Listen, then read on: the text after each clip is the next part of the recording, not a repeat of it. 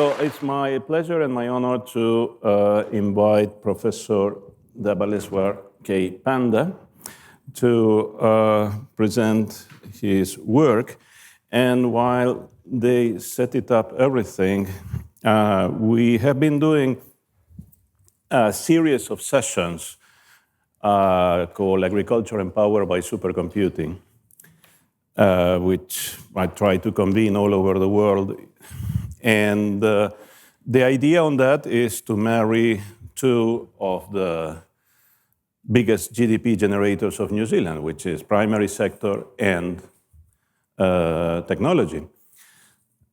And as usual, these things doesn't get much traction within New Zealand, so I started to do things out there in the world. Therefore, we had sessions. The last session that we had was in Osaka in Japan, and Professor Panda has been absolutely kind following me, presenting those sessions together with Iwa Dillman and Manish Parashar, who is somewhere there. And we all three will go to Cordoba, Argentina in September to an agro-HPC workshop, a full-day workshop in the Latin America High Performance Computing Conference, talking about agriculture and supercomputing. So this is just a little bit of context. The floor is yours. Thank you very much. Okay. Good morning again, all of you. It's very nice to be here. This is my third time. So 2 years back when I started, I gave this overview of the ICICLE Institute, the NSF-AI Institute, which I'm leading. And last year I showed some progress. This year we have really made good progress. Okay, so that's what I want to share. But before that, just a self-introduction.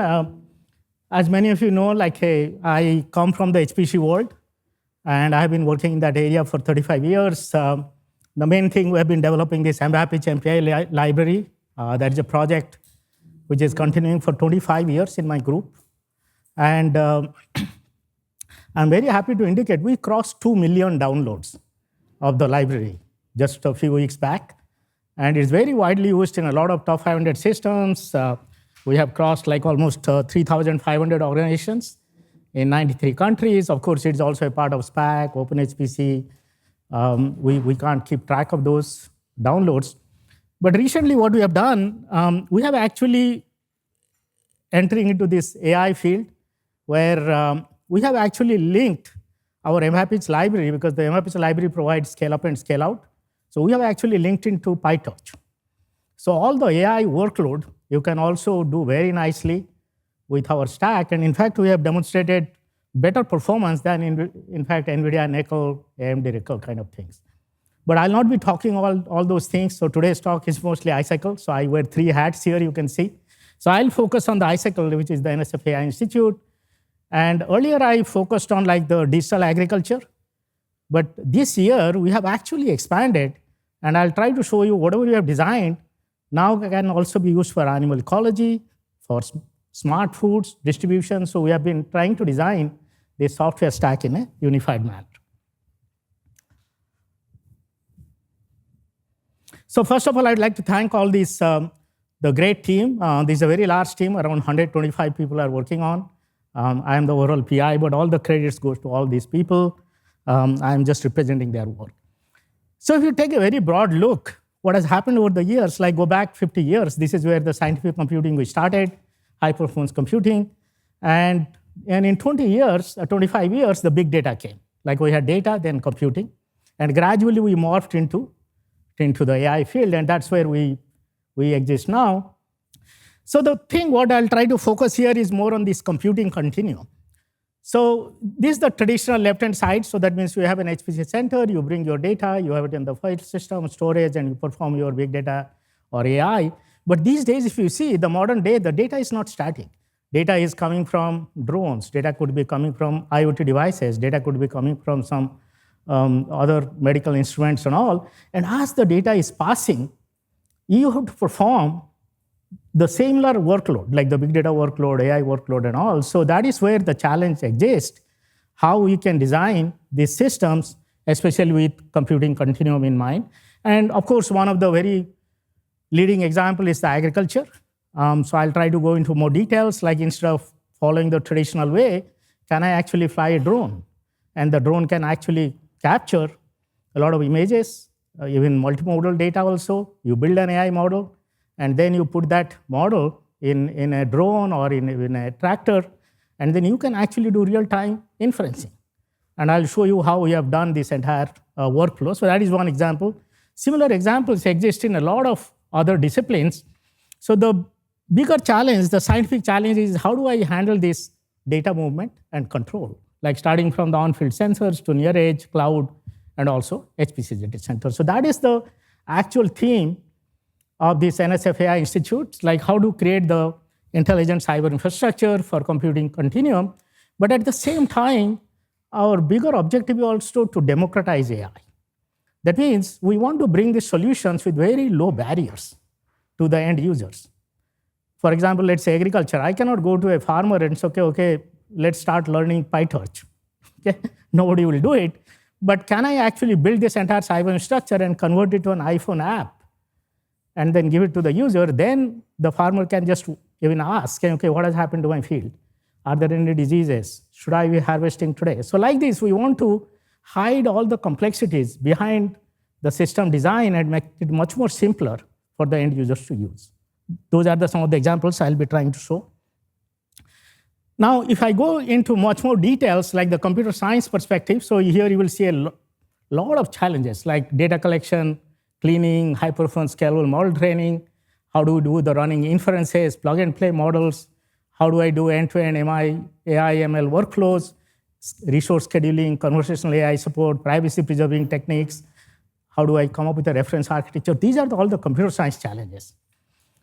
So in the ICICLE team, we actually work with some of the end users. Like our faculty, some of my colleagues are actually from the faculty from the Department of Agriculture, Department of Ecology and all. So we have been working actually to put a team together to build this kind of a solution.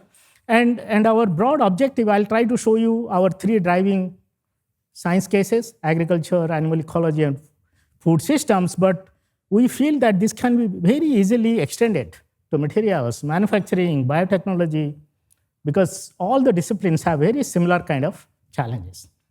So this is the broad institute. If some of you are familiar, like the National Science Foundation in US has established 29 of such institutes. Each one is like a $20 million. And each one has a focus. Like you can think of like let's say go for AI in physics or AI in astronomy.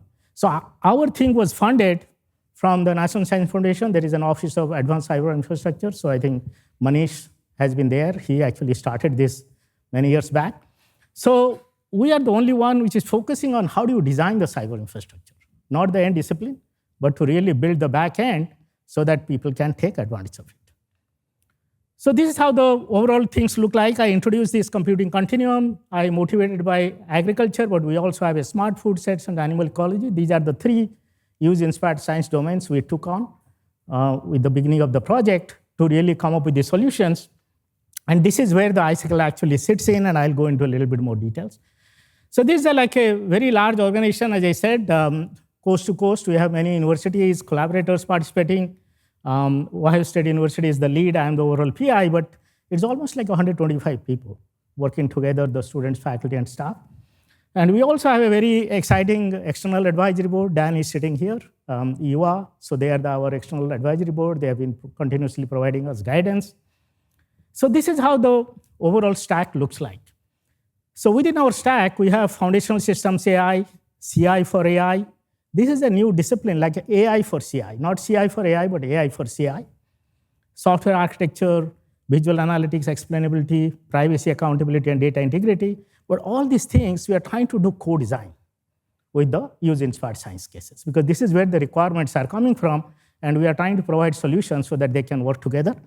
And then this is what through the conversational AI interface, we want to make sure that the end users can very quickly adopt and then use this stack. This is a very dense slide, but I just want to go through the complexity. Like, let's say we take a thrust, foundational systems AI. Within that, we have like a multiple sub-thrust, knowledge graphs, model commons, adaptive AI, federated learning, conversational AI. Again, within each sub-thrust, we have also projects. So like this, a large team is continuously working together to come up with this solution. So what I'll try to do, just to give you some highlights.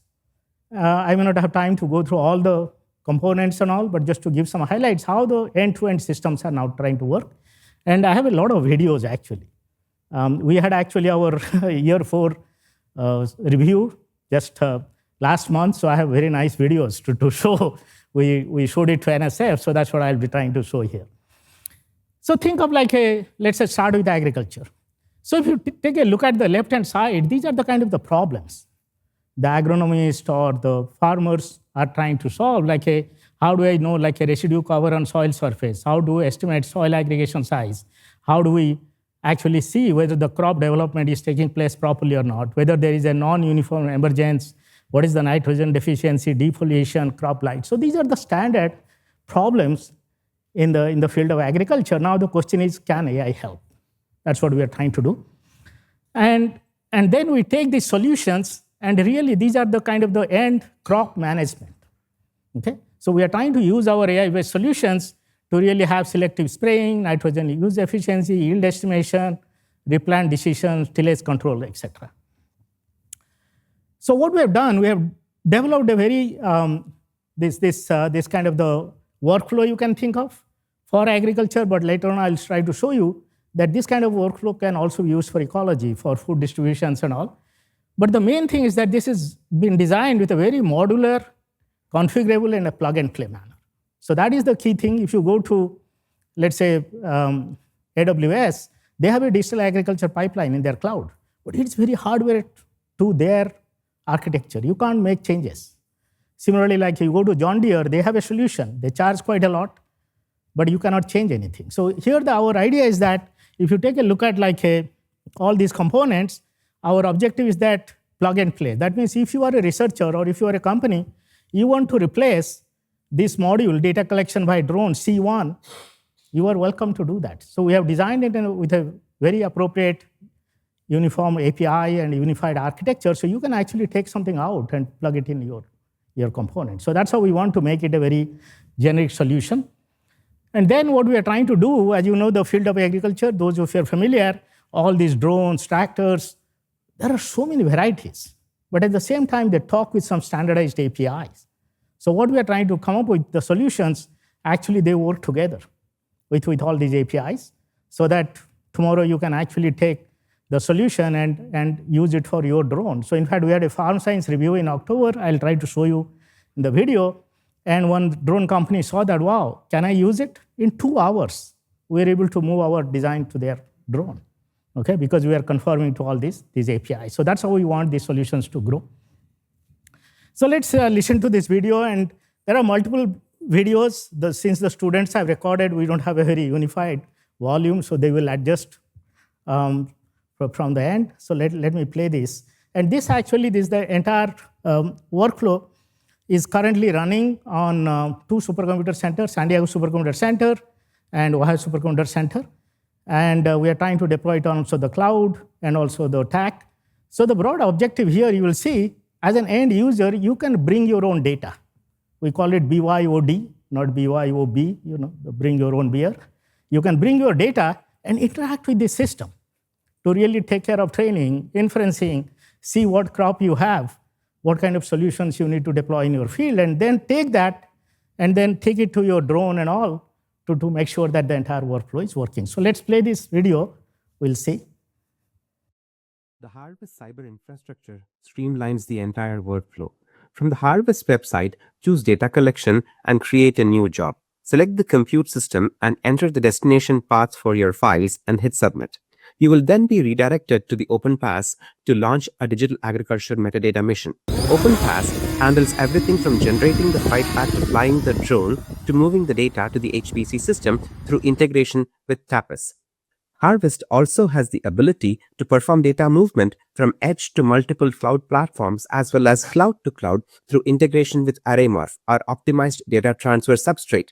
ArrayMorph is able to move data to one or multiple clouds seamlessly. It can even perform data transformations on the fly, giving us the ability to reduce the overall amount of data being transferred, thus significantly speeding up the performance. Now, let's turn data into results using the power of AI and HPC. First, we define the weeds to be detected by entering the labels and their corresponding search terms and an appropriate detection threshold. Multiple labels and search terms can be added. The job is scheduled on the HPC system. Our model scans the imagery, identifying and categorizing weeds across the field, producing a detailed inference result that is parsed to create a shapefile. We then set the grid size for the shapefiles, determining the precision of our spray zones. Harvest generates shapefiles for each weed type available for download by the user. We then are now ready to perform the crop intervention. To achieve this, we upload the shapefile generated by Harvest to the crop intervention platform, either an aerial drone or a ground-based spraying system. Here we demonstrate the process of uploading the shapefile to an automated spraying drone. With shapefiles in hand, it's time to take action.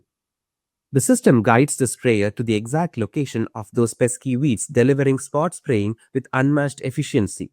As shown on the map, the drone follows the routes marked in blue. The solid blue lines indicate the segments where spraying is required. The dotted blue lines show the transit legs between spray zones, during which the drone does not spray. The solid green lines marks the area already treated. Together, these markings depict the planned spray path, the non-spray transfers, and the completed coverage. No waste, no guesswork, just results. So as you saw, just using this entire, we call it like an AI as a service. So you bring your own data from your field, your own crop, and then you can actually take it through this entire pipeline and then come up with your safe file, and then you give it to your, upload that to your drone or even to the tractor, and then it will take care of things. Now, the second thing what we wanted to do, in fact, really take it to the next step. Can we do live? That means you are on a field in a different area. Can you link it to this pipeline? Okay, and this is what we have, like our collaborators, Iowa State. So here you will see in the video, actually the drone is flying in Iowa, but the pipeline is running on Ohio Supercomputer Center. Okay, so in live manner, you can actually try to do your analysis. So let me play this. Our use case focuses on monitoring a remote soybean field at Iowa State University's agronomy farm in Ames, Iowa. An ARA-equipped drone captures live video from the field and streams it over the ARA network. The data is delivered in real time to ICICLE, where it is pre-processed, geotagged, and prepared for downstream agricultural AI analytics such as vegetation and weed identification. This slide illustrates the ARA ICICLE remote data sourcing setup. On the left is the ARA network, where a drone carrying an ARA user equipment payload captures live video over a farm field.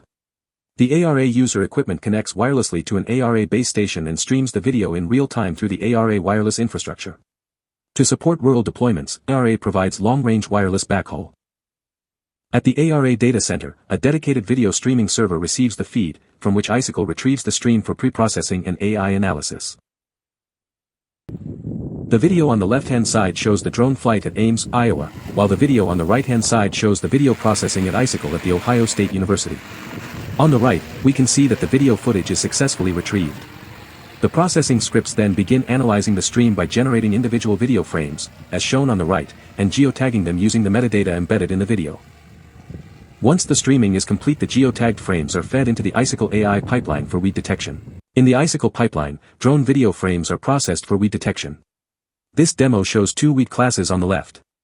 The AI engine detects weeds in each frame, highlighting them on the right with red and blue rectangles for Class 1 and Class 2, respectively. This ARA to ICICLE pipeline enables remote data capture from drones or robots to AI inference, supporting applications like weed detection, targeted spraying, crop monitoring, yield estimation, and phenotyping. So as you can see, you can actually, this is like a service.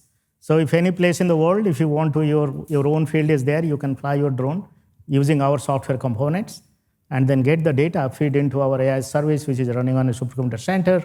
And in real time, we should be able to really carry out all these inferencing with detection and also spraying locally.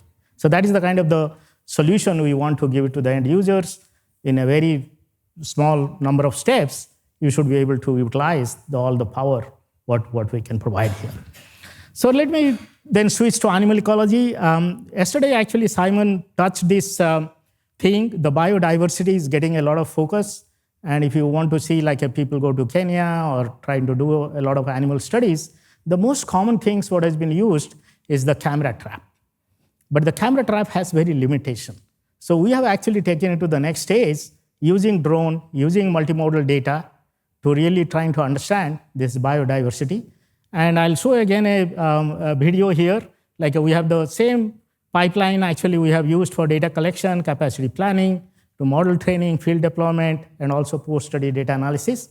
And we are actually working together in around 20 miles east of Columbus, Ohio. We have a large safari called the Wilds. We are actually using or working together with them to generate like 100,000 of these images and convert those into the actual AI model. And they have actually trying to use our solutions to understand how the animals are behaving in the safari and then take some decision. So let's listen to this video. The ICICLE ecosystem enabled the SmartFields team to conduct a groundbreaking multimodal wildlife monitoring study at the Wilds Conservation Center in summer 2025. We convened researchers from MIT, Princeton, and University of Pittsburgh, and major biodiversity organizations including Conservation X Labs, Wildlife Insights, and the AI and Biodiversity Change Global Center to design and implement an ambitious multimodal study that fused data from GPS tags, camera traps, bioacoustic monitors, and drones. We captured over 20,000 files, 100,000 animal detections, and nearly a terabyte of data characterizing animal behaviors in the wild. An early snapshot of the data has been published at the Imagomics workshop at NeurIPS 2025. Wilds is a wonderful resource for us where we can do research on exotic endangered species such as rhinos, giraffes, grubby zebras, but there's also a ton of biodiversity and conservation going on here as well. This allows us to use the wilds as a testing ground to try out these new technologies, understand which sensors work really well, which don't, and how these different techniques can complement each other to deepen our understanding of the natural world. Stakeholders at the Wilds now have quantitative evidence of grazing hotspots and behavioral patterns for their David's deer, the only breeding cohort for this species on the planet. From the cyber-infrastructure perspective, the Smart Wilds deployment orchestrated an end-to-end workflow with multiple ICICLE components. Computer vision models came from ICICLE Model Commons. Harvest digital agriculture pipelines helped with image labeling. And drone operations used Software Pilot, OpenPass, and WildWing tools for mission planning and execution. In short, we realize ICICLE's vision of composable, interoperable components that create capabilities greater than the sum of their parts. So before I start the next video, I just want to again go back saying most of the time the animal ecologists are using only camera traps. But camera traps, what happens, like you put these traps and then an animal passes, you detect. But then if the animal moves away, you are lost. You don't have any other data. So what we have tried to do, here you will see, we have come up with a backpack with the actual, like the drone, with the camera traps and all. So any animal ecologist can just carry it and set it up. And we have linked the, let's say the camera trap with the drone. So you can have the drone sitting at some place. And if an animal goes through the camera trap and it detects that it's a valid object, drone automatically picks up. Okay, and then drone follows the animal so that you can actually get the complete study of that animal. So let's continue with that.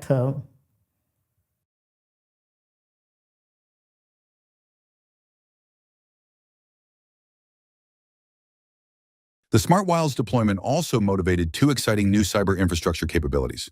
The Backpacks project allows drones and camera traps to talk to each other, enabling powerful adaptive AI at edge. It uses custom camera trap detection software that communicates with WildWing for autonomous drone operations. When vision models connected to the camera trap detect specific animal activity, the networked infrastructure triggers the drone to launch, fly to the area where the camera is deployed, and track the movement of animals even after they move outside of the view of the camera trap. Finally, science agents provide a natural language interface that generates data manipulation and analysis code on demand. After Smart Wilds data is harvested from the field, science agents can perform initial post-processing, query the dataset, and generate preliminary analyses through conversational commands. Critically, science agents are designed as a general integration tool that can work with any ICICLE component, automatically generating the code needed to connect data sources, models, and analysis workflows. This dramatically lowers the barrier for domain scientists to use ICICLE. So this is where actually the agentic computing, what we have been talking in listening to some of the talks, we have tried to integrate so that you can also do this post-analysis in a much more easier manner. So moving into like a food systems, so that is our like a third discipline, exactly we have picked up here. So I'll show you two examples quickly here. So one is a food flow portal.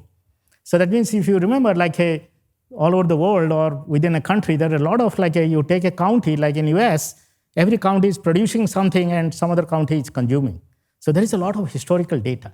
So we have taken that data and built an AI model so that in real time, let's say tomorrow some weather changes happen, some disaster, natural disaster happens, you can actually ask a lot of what-if questions, okay? And you can determine that will help us to actually understand the complexity of the food transportation, the logistics, the food cost, and people can all using our portal. So let me play this a little bit. By default, the map shows Los Angeles County, which serves as a key transfer hub for food supplies. This means that whenever events like a wildfire occur, food security in the region could be at serious risk. With our dashboard, users can easily switch between the food categories, as well as the original county, destination county, to explore whatever flows they care about. And if they need the data, they can also download the filtered data directly from the download page. Finally, let's return to the story page again. If you are curious about the access to the local grocery stores for Franklin County, you can explore our food access model here. And if you are interested in privacy-preserving frameworks for food logistics, we also provide the food supply sandbox. Thank you, and I hope this gives you a clear idea of how our dashboard works. The another one, we have a component, and this is a very societal impact. Many times you would have seen some, let's say the grocery store company, they will say, okay, we'll close this store. Now the question is, what impact does it make?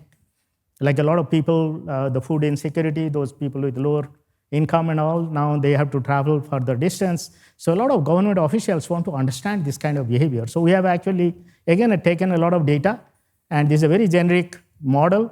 You can actually feed your data. Let's say we want to put Christchurch here, we can bring that model here, and it actually will try to, let's play, I think. When they access Feast for the first time, they will see a map. This map includes the uploaded food access data for the local government's chosen area. In the bottom left corner, there's a legend. This identifies key icons on the map. The blue hexagon indicates a supermarket, and the blue triangle represents a convenience store. As the model improves and expands, the legend will include a wider variety of icons. This may include farmers markets, ethnic grocery stores, mobile markets, and more. Next, the legend lists 3 house icons. These icons are color-coded based on their food access score. Green signifies the highest or best food access. Yellow signifies the middle, and red signifies the lowest access. Speeding up a little bit. So through this, you can actually insert a store, delete a store, see what is impact you can make with respect to the food distribution and all. But all these are like a user-oriented things, but these are not just engineering. We have like a really grounded with a lot of publications, research, and what we have done here is actually, you saw this a little bit earlier, we have designed a very unified architecture. So these are all the components like a AS2 data management, intelligent middleware and tools. These are like the model commons, I'll talk a little bit about that, then the workflows and pipelines. So these have been very systematically designed, and we have a complete unified architecture, and every time we bring a component, we want to make sure that it is fitting. Everything is, again, modular, plug and play, so that you can actually take out some components, plug it in your components. And one thing, in all these AI workload, you would have seen there is a big issue about the model commons. Where do you get the model? Is that model good enough? Can I trust that model? So these are the issues everybody is looking at. So we have also, within ICICLE, so we have this model commons and data commons project. As you can see, again, we have a model playground, data playground. You can bring your own model. We have linked it with our Hugging Face. So as an end user, you can select either an Hugging Face model or from the models from our site. And one aspect I'll try to focus here is the trustworthiness. How do you really make sure that whatever data you have is trust? AI is increasingly used to make critical decisions, but it can fail silently and confidently. How do we build AI systems we can truly trust? At ICICLE Model Commons, we've created a two-part ecosystem that builds robust models and ensures they make reliable decisions. Ohio's rich biodiversity provides a critical barometer for the health of our ecosystem. To monitor it, ecologists are deploying thousands of camera traps, creating a fire hose of data, in this case, hundreds of images from this one video. AI promises to help us make sense of it all. This rich data forms our train time data distribution. However, once our model is trained, in deployment, the data it may encounter might be very different from the training data. That is, out of distribution, causing failures. Our first project, Forte, is the gatekeeper for this data stream. Forte asks a fundamental information theoretic question. Is this image typical of our trusted, high-quality data? A camera trap doesn't just capture the white-tailed deer we expect. It captures lens flares, rain-streaked blurs, and unexpected visitors like a neighborhood cat. Feeding atypical or out-of-distribution data directly to a classification model can corrupt analysis, leading to flawed population models and misguided conservation policies. Robust filtering is needed before classification due to conditions like motion blur and low-quality images. Forte maps each image to a high-dimensional feature space. Here are the original data points from our reference dataset. For each new test image, Forte calculates the kth nearest neighbor distance. Forte then constructs a Euclidean ball around the test point with this as the radius, thereby creating an uncertainty set by taking the union of balls around each of the k nearest reference points. Forte uses 4 summary statistics: precision, recall, density, and coverage to measure typicality. Forte generalizes. Here we see images collected from the OSU Small Animals dataset. Forte successfully identifies in-distribution data specimens with or without the presence of animals with a green checkmark. When encountering unclear or degraded footage, Forte flags it clearly and signals to stop trusting the classification output. This is crucial in challenging conditions with unseen data points, like low visibility and poor quality imagery. Forte offers the only data-centric algorithm that requires no class labels, requires no exposure to atypical data, has no restrictions on the architecture of models, provides very low deployment overhead. It demonstrates strong domain generalization, successfully applied in various domains like anomaly detection in supercomputer logs, safeguarding language models from jailbreaks, screening MRI data, and analyzing millions of crystal structures for anomalies. But ensuring data quality is only half the battle. Once we've filtered our data, we face another bottleneck: labeling. This brings us to our second project, Labeling Copilot. Labeling Copilot is an interactive AI assistant that transforms the labeling process through 3 key capabilities: retrieval, synthesis, and annotation, by combining structured memory with reasoning strategies. It actively collaborates with human labelers to build high-quality datasets efficiently. So like this, so these are all the kind of the behind the scene. We have all developed all these components, and what we are trying to link all of them so that the end users can take advantage of it. And all these components are actually released. So as of now, like we have released 114 of these components. Okay, and all these are available if you go down to our ICICLE website. And as you can see, like these are all the download statistics and all from our ICICLE site. But again, each of the sub-projects have their own GitHub. Okay, so periodically we take the versions from there and then bring it to the ICICLE. And with each one of these, we have very strong like a training catalog, component catalog. I think today morning, Ilke mentioned about like really good documents and all for the users to really pick up. And that's what we have done here, so that the end users can very quickly start using. So we had actually at the San Diego Supercomputer Center, last summer, we had some of the K-12 students. In 6 weeks, they were able to understand our components and run it on the SDSC Expanse system, many of these things. So that's what we are trying to really reduce the barrier so that we can try to do really democratize the solutions. And as of now, like there are 60 organizations, they have started using our components. We have also like a lot of collaboration going on with the different AI institutes, different companies at our various levels of engagements, also international centers and all. So in summary, what I actually wanted to present here that we have a lot of advances happening in the HPC AI and big data, and all these things need to be actually thought together in a holistic manner to bring the solutions to really the end users so that the end users can take advantage of it.